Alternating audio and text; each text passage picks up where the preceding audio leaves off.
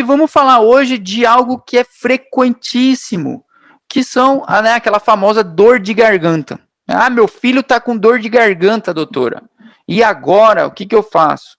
Tá? Lembrando que eu, com calma, faço uma boa anamnese, um bom exame físico, porque eu não vou direto numa faringoamidalite, né? A gente vem desde aquele quadro do resfriado comum, porque às vezes aquele resfriado comum, a gente viu, a criança pode manifestar com uma dor de garganta, que na verdade ela vai se referir a ti como uma recusa alimentar. Então eu vou descartando aqueles quadros, e isso é interessante. Então eu vou descartando, pera lá, esse exudado na garganta aí já não é um quadro viralzinho assim, de uma gripe não, de uma gripe, descarta a gripe também, de um resfriado comum, já não é uma questão de uma sinusite, tá? Então, pode ser que seja uma faringoamidalite, tá? E o que vocês têm que levar em consideração? Primeira coisa, pessoal, a idade, tá? A idade. Por que a idade? Porque é o seguinte, esse nosso paciente aqui, ele tem uma média de idade de em torno de 5 anos de idade aos seus 15 anos de idade. Ou, às vezes, o manual traz ali até 11 anos. Mas, enfim, é uma criança escolar, tá? 5 anos de idade, e até uma adolescente, 15 anos de idade, tá? E por que chamar a atenção a essa idade? Porque se o paciente de vocês é um recém-nascido não, mas é um bebê de 6 meses, está amamentando ainda e etc., a mãe pode vir trazendo um bebezinho com febre e tal, e falar assim, doutora Ana Grazi, minha filhinha aqui tá com a garganta inflamada e eu já dei antibiótico e ela não melhora. Beleza, calma, porque eu posso estar dando antibiótico à toa para essa criança. Por que eu estou dando à toa? Porque uma faringoamidalite é bem improvável que apareça num bebê que está sendo amamentado ainda, tá? Então deve-se buscar outras causas e não isso daqui, tá? Então aquele antibiótico lá, se duvidar, eu até tesouro, porque não é uma faringite, tá? Só pela idade da criança eu já consigo estimar isso, tá? Agora, se é uma criança que já está na escolinha e etc., aí é outra história, tá? Aí realmente pode acontecer. Não estou falando para vocês que um lactente não pode ter, mas é quase impossível, é bem improvável, vamos dizer assim, tá? Então, nosso foco é paciente de 5 a 15 anos de idade, tá? E qual que é a causa disso? O que eu tenho que saber dessa dor de garganta aqui? Eu já sei tudo, não preciso nem disso aqui, é tudo muito fácil. Na verdade, não é que é tudo muito fácil, é tudo muito parecido, tá?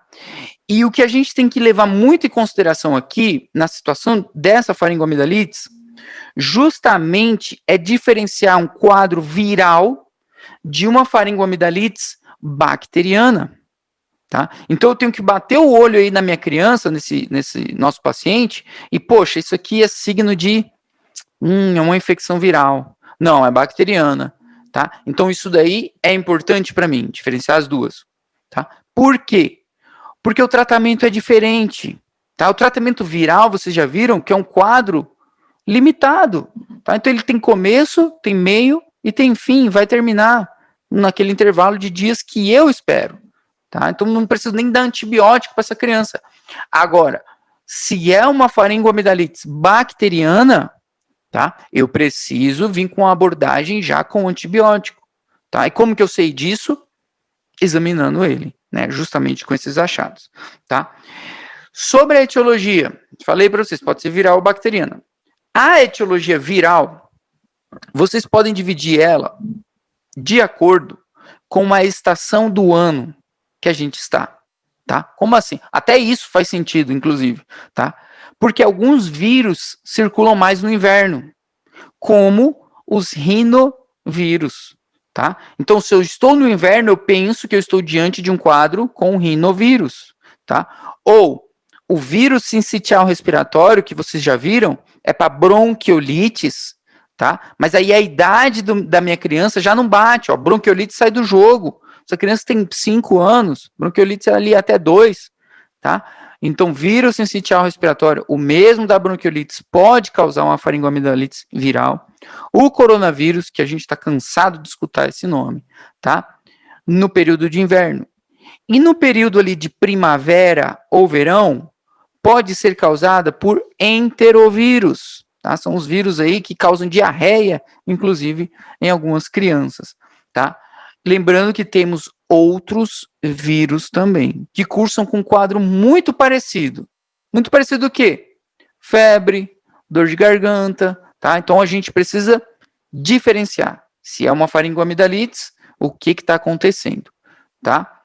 E por que diabos eu tenho que saber isso, dessa etiologia viral, gente?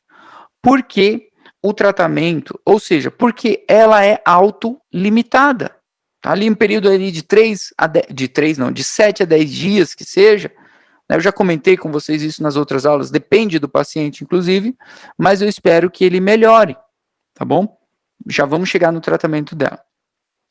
E a etiologia bacteriana, pessoal, nós vamos destacar, tem várias, né, mas vamos destacar só a mais importante, que são os famosos, que é o famoso Streptococcus beta-hemolítico do grupo A. Pronto, ele de novo. Poxa, mas tudo é essa desgraça? É, um mais famoso aí, vamos falar dele. Esse Streptococcus pyogenes, que está escrito bem aqui para vocês, ó. Ele é o mais frequente, tá? É ele que a gente vai tratar. Preciso de uma penicilina para matar esse bicho aqui, tá? Então, o Streptococcus beta-hemolítico do grupo A, que inclusive coloniza a orofaringe, tá bom? Então vamos destacar assim, só os principais, tá? Que fica muito mais fácil, tá? Outro ponto, vamos lá, já sei a etiologia, já sei mais ou menos o tipo de paciente que eu tenho, o que essa criança sente, tá? O que essa criança sente? A maioria de vocês aqui, pô, vocês já tiveram dor de garganta uma vez na vida, já tiveram uma faringites, tem sobrinho, tem filho, sabem muito bem o que é isso daqui, tá? Então, saber vocês sabem, agora a gente começa a conseguir diferenciar só pelos sintomas quem que está causando essa patologia, se é um quadro viral ou bacteriano, ou nem é uma faringite, já é outra patologia, entra como diagnóstico diferencial, pode ser também, tá? Então, os sintomas inespecíficos não me dão muito valor, como, por exemplo, febre, tipo, poxa, febre, e aí, o que a criança tem? Teve febre, tá bom então, porque tudo até agora tem febre, não me dá, então é algo muito inespecífico. A odinofagia, que é dolor para engolir, dolor para tragar, também é muito inespecífico, tá? Mas vai ter de toda forma. E o exudado faríngeo, por mais que você pense, pô, tô vendo lá a garganta da criança, tá meio toda amarelada, é bacteriana, calma, também é inespecífico, tá? Também é inespecífico, tá? Então esses são sinais, são sintomas inespecíficos. Tá? Não me agregam muito valor, não. Agora, o que me sugere uma infecção viral? Sabe o que sugere uma infecção viral? Os sintomas do resfriado que a gente já viu. Então, essa criança está com dor de garganta? Tá, beleza, vou lá com barra-língua, vou examinar. O que mais que ele tem? Ah, doutora, ele está com o nariz escorrendo também, né? Até que é clarinho, uma coriza hialina, pode até ser mais mucopurulenta, né? Mais esverdeada. Tá bom? Signo lá do resfriado. Que mais que tem? Tosse, sabe? Dificuldade para respirar, para dormir bem. O olhinho lacrimejando, coçando, sabe? Uma conjuntivites, tá? Roqueira, inclusive também. Então, poxa, é um quadro viral. É o quadro do resfriado que a gente viu. Só que a afetação aqui é a nível da faringe. É uma faringoamidalite viral. Esse é o nosso quadro clínico, tá? E, vamos lá, de acordo com alguns vírus, eu tenho alguns achados diferentes, que são essas fotos que vocês estão vendo aqui. Os Coxsackie vírus, pessoal, Coxsackie vírus A, ele causa esse quadro aqui, ó, herpangina. O que é uma herpangina? Herpangina, pessoal, é isso aqui que vocês estão vendo aqui, nessa imagem de cima, tá? Basicamente são, né, ele se apresenta com essas vesículas aqui, ó, dá para ver algumas vesículas? Vesículas, certo? Essa criança tem febre, tem dor de garganta e ela também tem uma dor abdominal, por incrível que pareça. E outra coisa, essas vesículas aqui, gente, da herpangina, doem, e muito, inclusive. Tipo aquelas vesículas da herpes. Você imagina se não dói, parece que queima. Então, no céu da boca da criança, ali no paladar mole. Tá? Então, esse quadro é chamado de herpangina.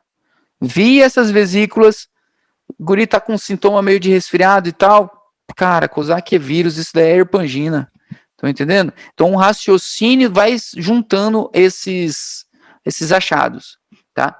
E outra síndrome bem marcante também é essa daqui de baixo, que é chamada de síndrome mão, pé e boca, tá? Que também é causada pelo um Cosac vírus, tá? Onde ela apresenta justamente essas lesões aqui, ó, que vocês estão vendo, ó, mão, pé e boca, dá para ver na boca da criança também, na língua, inclusive também. E na mão também, é que a mão não tá aí, tá? São essas lesões papulovesiculares, tá? Síndrome mão, pé, boca. Ah, o Dr. Roque vai cobrar isso em prova e tal? Jamais, tá? Não vai não, não se preocupem, tá? Ele cobra o basicão, graças a Deus, tá? Outros achados, adenovírus, é para vocês verem como que vai mudando o quadro. O adenovírus é aquela criança que tá aqui, ó, com o olhinho cheio de lágrima, não para de coçar o olho, com o olho vermelho, além do que tem dor de garganta, tem febre, tá? Mas algo muito marcante é o olhinho, é essa conjuntivite folicular. Então eu já penso assim, poxa, provável causa pode ser que seja um adenovírus, pode ser que seja. Por quê? Por causa dessa conjuntivite, né? Com febre e odinofagia, né? Que a gente chama de febre faringo-conjuntival, tá? Então penso em adenovírus, tá? E a situação da mononucleose, pessoal, isso aqui é só se quiserem fazer uma puta pegadinha com vocês, tá? Vai acometer já adolescentes, tá? E o que vai chamar atenção, se aparecer perguntando dela para vocês, é o quadro dos sintomas inespecíficos, é claro, só que o teu paciente tem um baço grande. Então, falou lá, tipo, de esplenomegalia, adolescente com faringites e etc., mononucleoses, tá? Então, também, só ficar esperto. Mas a questão seria, basicamente, da esplenomegalia. Então, é algo que chamaria a atenção. Então, pessoal, esses são os nossos diagnósticos dentro de quadros virais. Como que eles se apresentam, né? E como eu posso suspeitar que seja outra coisa, né? Como um diagnóstico diferencial ou algo do tipo, tá? Que são quadros muito parecidos, tá? Agora, realmente, o que nos interessa bastante é o quadro bacteriano, tá? A gente já vai falar dele. Importante saber do quadro viral, já expliquei para vocês por causa do tratamento, tá? Qual é o tratamento desse quadro viral aqui? Sei lá, alguém fala isso, não vou ficar falando sozinho. Como que a gente trata essa guria aqui? Se tiver alguém me escutando aí. Qual o tratamento? Tipo, a mãe tá te perguntando, mas e aí, doutora, o que vamos dar pro meu filho? Sério mesmo? Ninguém? O antiviral, né, no caso.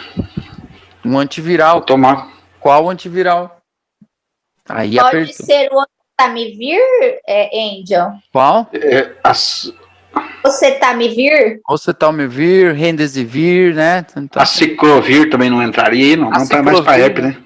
Para herpes, tem uma ciclovir, e aí tem a herpangina, poderia ser. Então, pessoal, muito bom, mas vamos tentando, né? A gente tem que ir tentando. Essa parte de tratamento é o 5º ano, tá? Então, diagnóstico e tratamento é algo muito que eles pedem de vocês. Lembre de uma coisa, isso aqui eu tô falando desde a aula de resfriado, de sinusite, e agora de novo.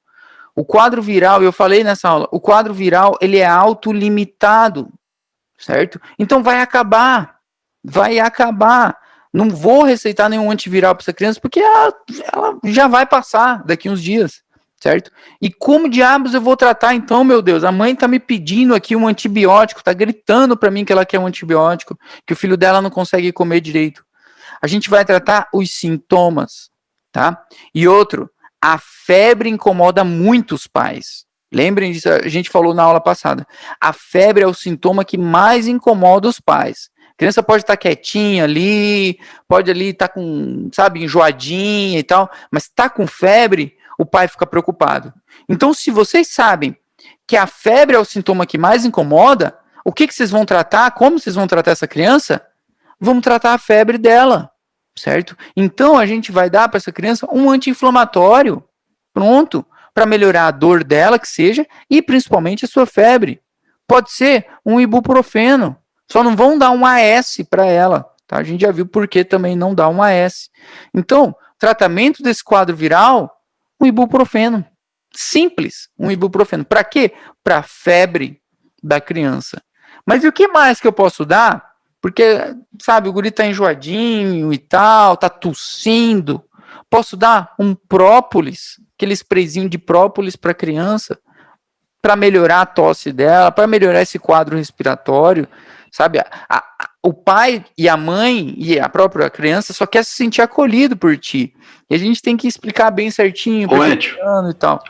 Um dipirona não seria o caso também, ó?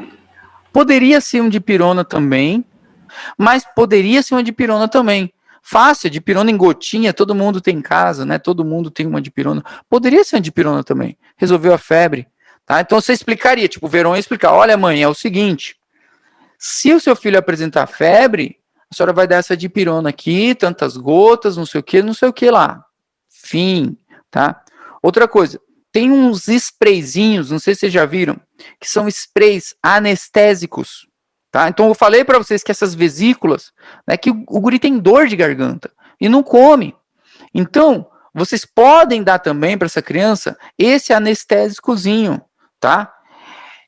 Antes da refeição. Então você explica para os pais, olha, tem esse spray anestésico que você vai aplicar no teu filho antes dele comer. E aí ele vai conseguir comer. Então a gente resolveu a febre e a odinofagia. Ou seja, os dois sintomas principais aí nesse quadro viral, que mais iria incomodar, vamos dizer assim. E sem antibiótico e com muita hidratação e tal. E repouso e não sei o que lá. Mas a gente resolveu. Fim. Tá? Esse é o nosso tratamento desse quadro viral. Tá? Poderia ser a dipirona também. Tá? Não tem problema nenhum, não. A faringoamidalites bacteriana. Tá? Ela se chama faringoamidalites streptocócica, tá? Justamente porque a causa é o streptococcus, tá? E aqui mora o nosso interesse, tá? Porque ela pode complicar, inclusive, tá? E ela tem recidivas, ela é recorrente, ela é um pouquinho mais chata, vamos dizer assim, tá? Então, o que eu penso agora nesse quadro clínico? O que muda um quadro clínico viral para um quadro clínico agora bacteriano? Lembrando que febre não me dá muito valor. As duas vão ter febre, muita coisa vai ter febre.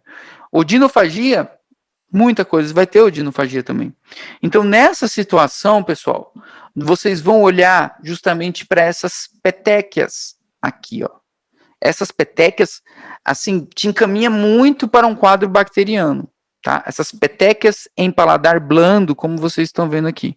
Essas manchas de Forchheimer, se chama manchas de Forchheimer, se quiserem escrever. Forch, F-O-R-C-H, Forchheimer.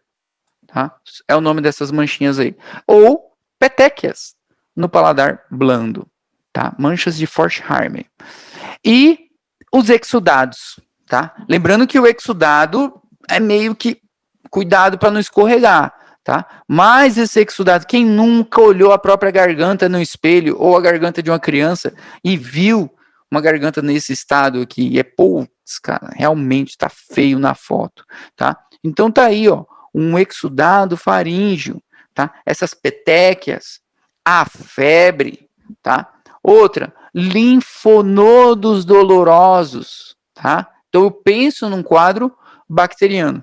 E eu vou falar para vocês, o principal, tá? O principal de todos. Se vocês falarem assim, cara, isso aqui é bacteriano, tá? Não é nem essas manchas de Forchheimer, tá? É justamente a ausência de signos virales, de signos gripales, tá? Então a criança não tem aquela coriza, não tem tosse, estão entendendo? Então a ausência daqueles signos lá que eu falei para vocês agorinha, rinorreia, conjuntivite, blá blá blá, não tem aquilo lá, porra, viral não é bacteriano. Tá? E aí eu agrego esses outros, exudado, essas petecas em palato, e por aí vai. Tá? Os gânglios dolorosos também. Tá? E temos também esse aqui, pessoal, cadê?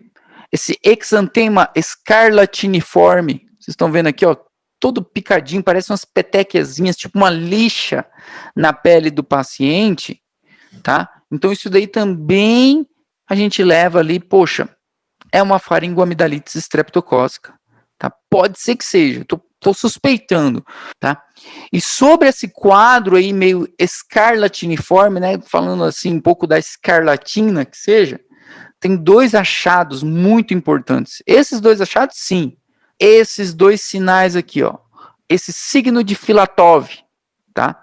O que diabos é um signo de Filatov, tá? O signo de Filatov é essa foto que vocês estão vendo aqui. Essas fotos são do Nelson, tá? Se quiserem olhar lá depois.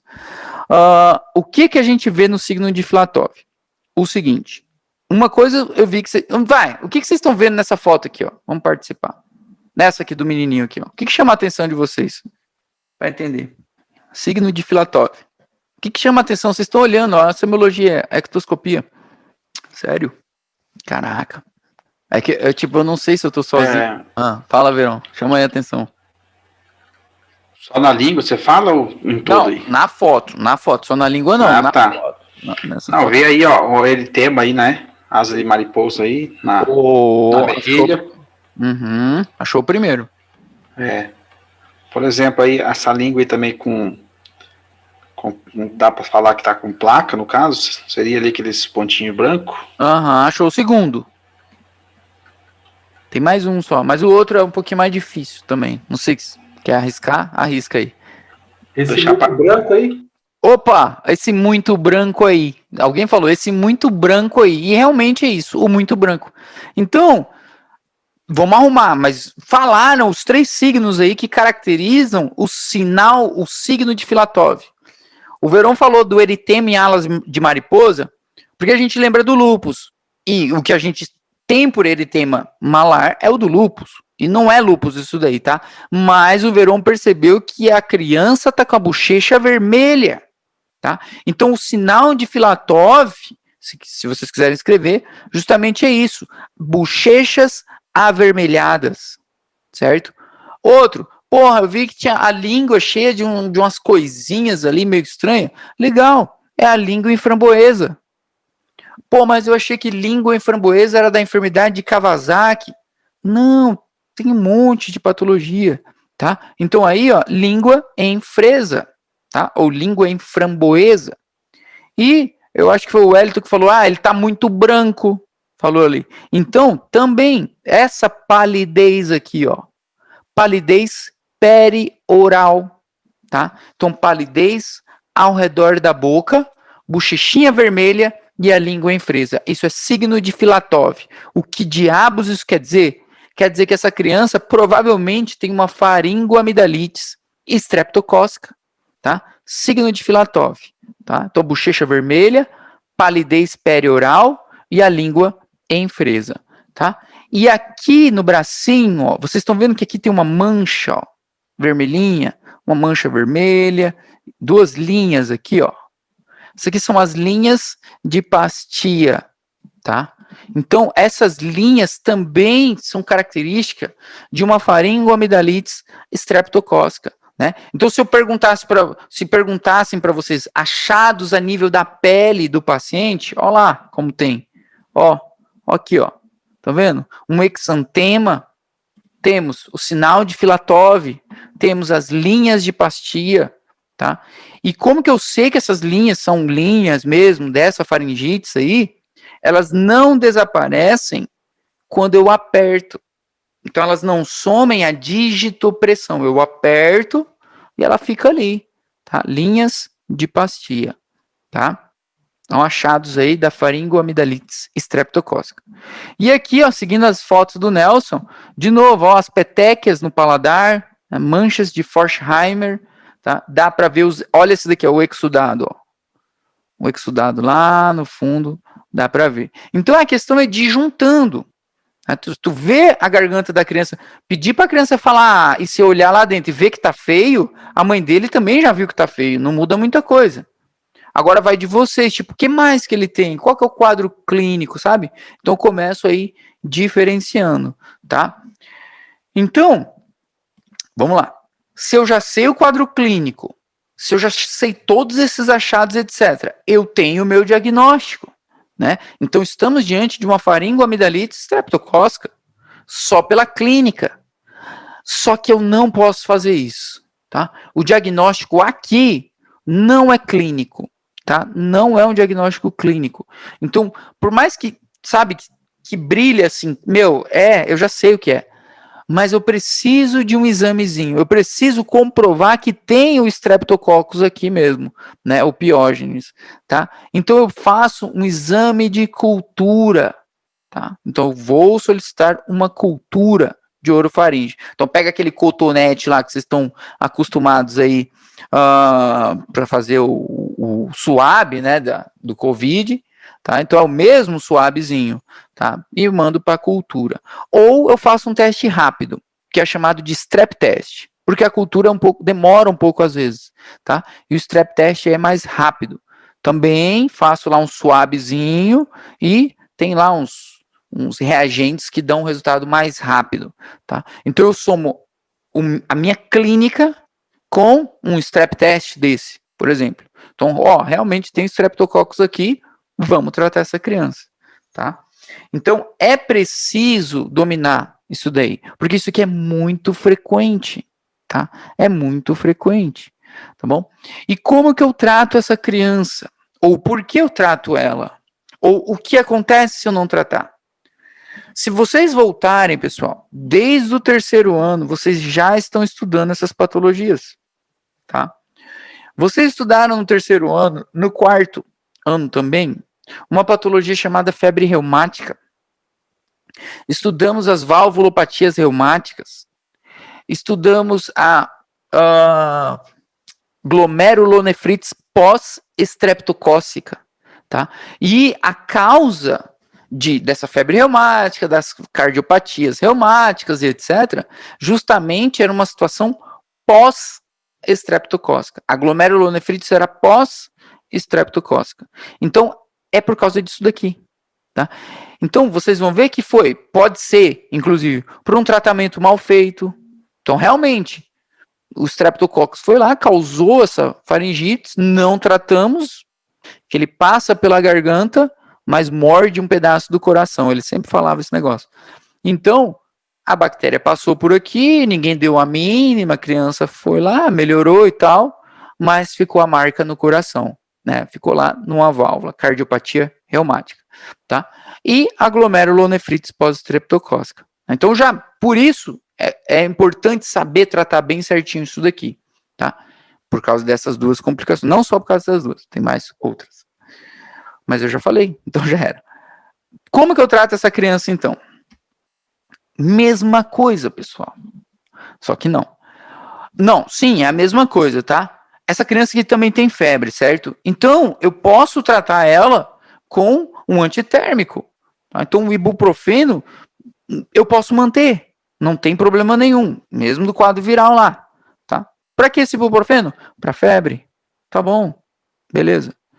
O negocinho do spray lá que eu comentei para vocês, ó, Exomedine em spray, é um anestésico para a criança poder comer, porque dói. Então, antes das refeições, ele vai lá dar um sprayzinho e não vai doer, tá bom?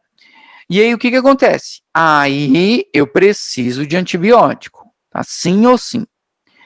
O Streptococcus, pessoal, esse Streptococcus aqui, que acomete um monte que tem relação com várias patologias, lembrem disso, ele é 100% sensível à penicilina. Então não importa, a partir de hoje, um fármaco aí para tratar, vocês já sabem, se a causa é o Streptococcus, o tratamento é penicilina. Tá? Então esse Streptococcus é 100% sensível a quê? À penicilina. Então pronto, eu já sei, penicilina. Qual penicilina, meu Deus? Amoxicilina, tá? Que a gente viu lá nas sinusites, inclusive, tá? Então eu repito ela aqui de novo. Pode ser amoxicilina via oral, olha isso aqui importante, por 10 dias. Por que isso por 10 dias? Aqui mora a febre reumática, aqui mora a glomerulonefrites, por exemplo. Por quê? Na aula de sinusites eu falei para vocês que a conta basicamente era essa. A gente dava o antibiótico para o paciente, certo? E esse intervalo de 10 dias é meio que um padrão. Por que um padrão? Porque em 3 dias a criança melhora, certo? Então eu agrego a esses 3 dias mais 7 dias. Então sempre aí basicamente soma-se 10. Então acaba ficando o tratamento por 10 dias, tá? Mas o próprio Nelson fala, a regra é essa, segundo o Nelson. Eu agrego 7 dias, certo? Ao último dia, ao dia de melhora do paciente, tá? Na grande maioria melhora em 3 dias, mas 7 dá 10. Só que se essa criança melhorar com 5 dias de antibiótico, eu não vou dar mais 5 para ela, para fechar 10. Eu dou mais 7. Então eu teria que dar, no caso, 12 dias de antibiótico para essa criança, tá? Segundo o Nelson, segundo o que o pessoal explica bem certinho, tá? Na grande maioria das vezes morre em 10 dias. Morre não, né? Mas, tipo, o tratamento termina com 10 dias, tá? O problema justamente é esses 3 dias.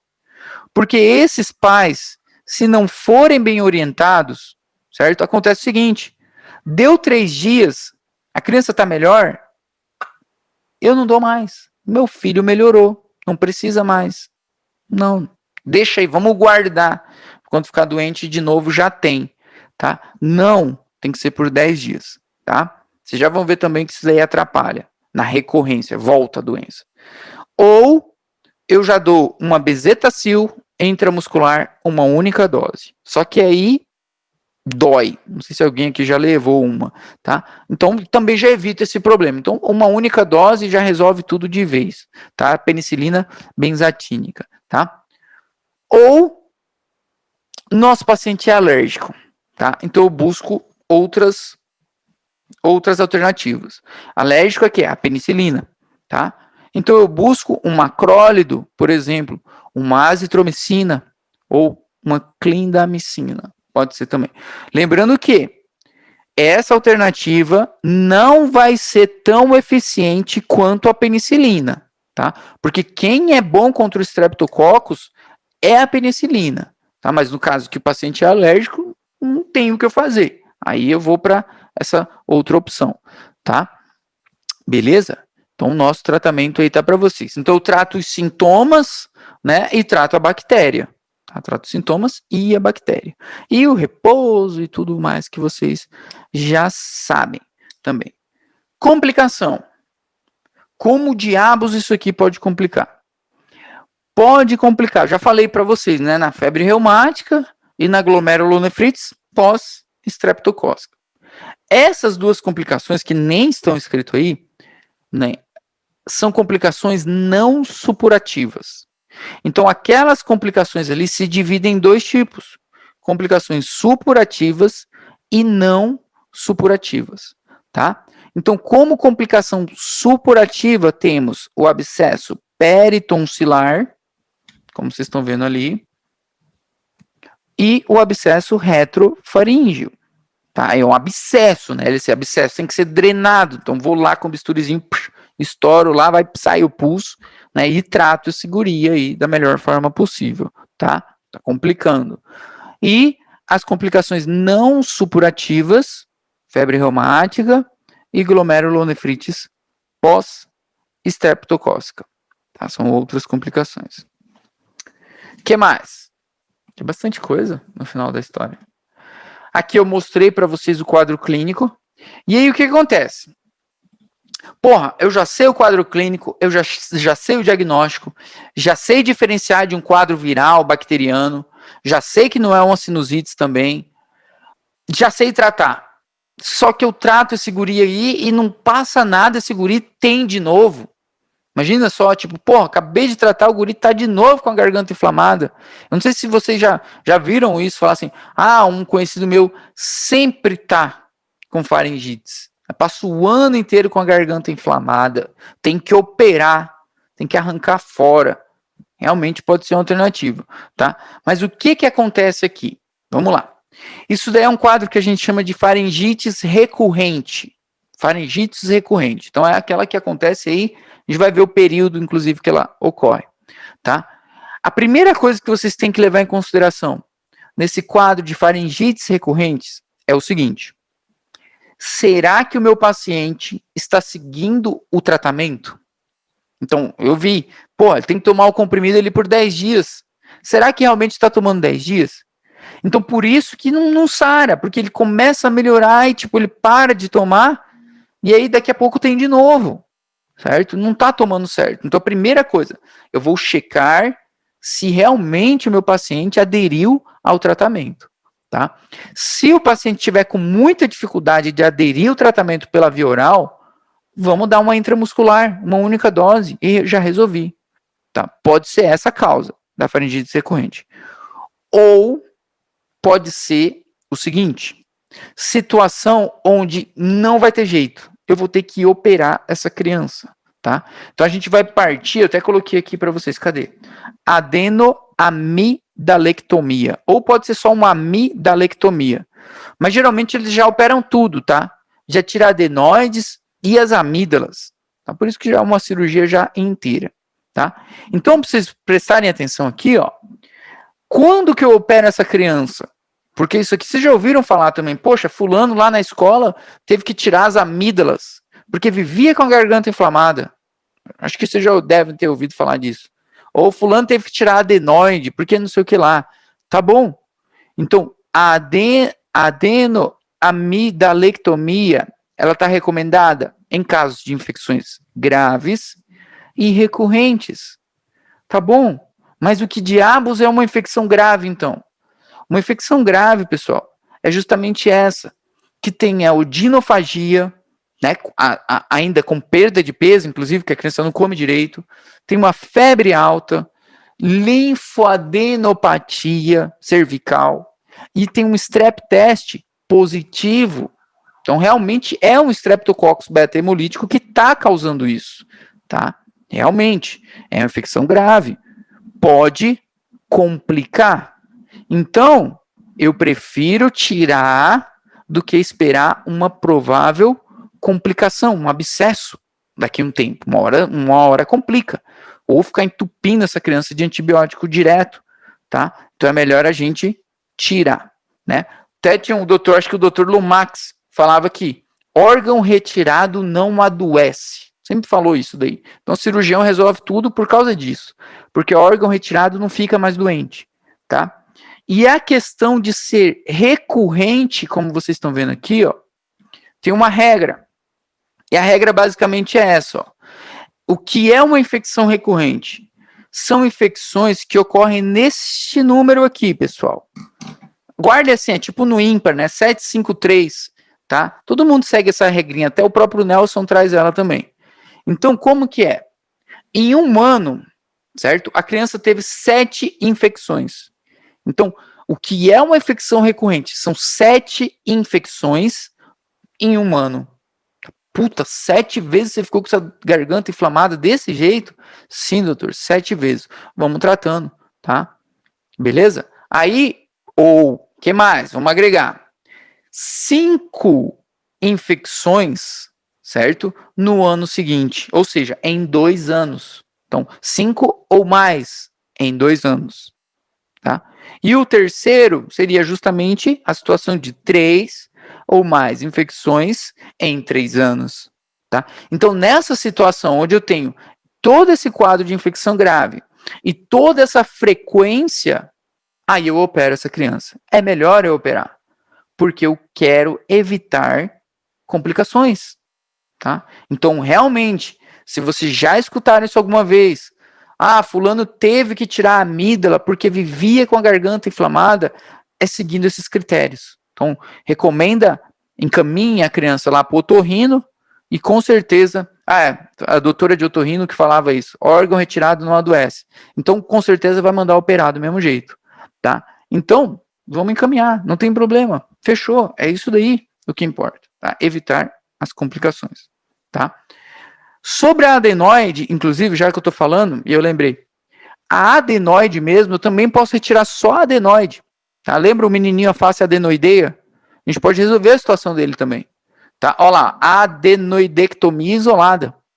Por que uma adenoidectomia isolada? Porque essa adenoide grande pode estar causando nessa criança dificuldade para respirar, por exemplo. Pode estar causando uma voz anasalada, o guri é meio fanho, às vezes é porque tem a adenoide grande, sabe? Então, obstrução nasal, a gente falou na aula de sinusites também, tá? Além que a criança não sente cheiro, né? Hipósmia, tá? Então, já opera tudo, arranca tudo logo, adenoide e as amígdalas, tá? E aí a adenoide, a gente viu, causa sinusites, otites e por aí vai. Então, a nossa situação para terminar é o seguinte, pessoal. Nós estamos diante de uma criança agora que tem todo esse quadro aí, sabe? Odinofagia, febre, dor de garganta e etc. Sei lá, 12 vezes por ano. Uma em cada mês do ano.